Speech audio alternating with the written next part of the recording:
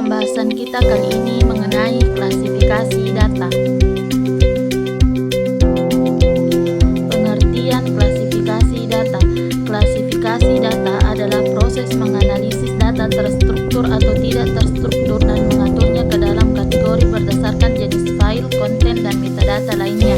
Klasifikasi data membantu organisasi menjawab pertanyaan penting tentang data mereka yang menginformasikan cara mereka mengurangi resiko dan mengelola kebijakan tata kelola data.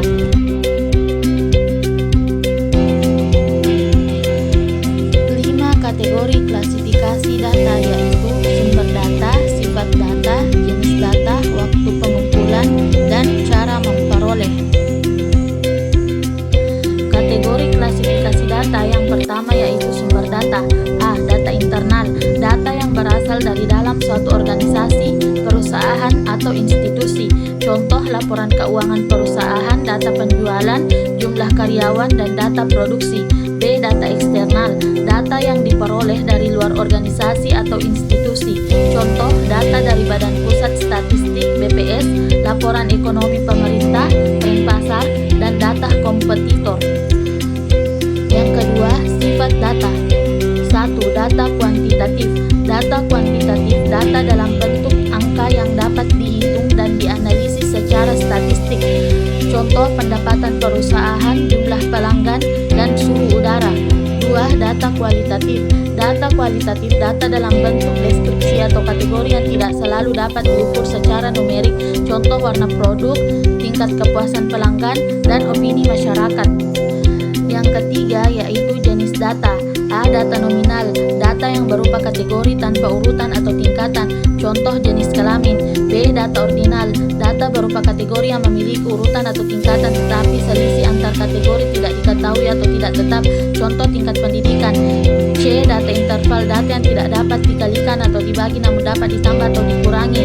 Contoh, suhu dalam Celcius. D. Data rasio, data numerik dengan selisih yang tetap dan memiliki nol mutlak. Contoh, berat badan. Yang keempat yaitu waktu pengumpulan. 1. Data cross-seksional, data yang dikumpulkan pada satu titik waktu tertentu tidak memperhitungkan perubahan data seiring waktu. Contoh, survei kepuasan pelanggan yang dilakukan pada bulan Maret 2025. 2. Data time series, data yang dikumpulkan secara berkala dalam satu rentang waktu tertentu digunakan untuk melihat pola, tren, atau perubahan data dari waktu ke waktu. Contoh, data harga saham harian dari tahun 2020 hingga 2025.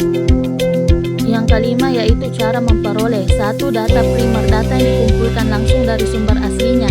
Data ini diperoleh melalui metode pengumpulan langsung seperti survei, wawancara, atau eksperimen. Contohnya, hasil wawancara dengan pelanggan tentang kepuasan layanan. 2. Data sekunder, data yang diperoleh dari sumber yang sudah ada atau telah dikumpulkan oleh pihak lain. Contoh, laporan penelitian, data dari Badan Statistik, artikel jurnal, dan database perusahaan. Dan yang terakhir adalah kesimpulan. Klasifikasi data sangat penting untuk memastikan data digunakan secara efektif sesuai dengan tujuan analisis. Dengan memahami berbagai kategori klasifikasi data, peneliti atau analis dapat memilih metode yang tepat dalam mengolah dan menginterpretasikan data.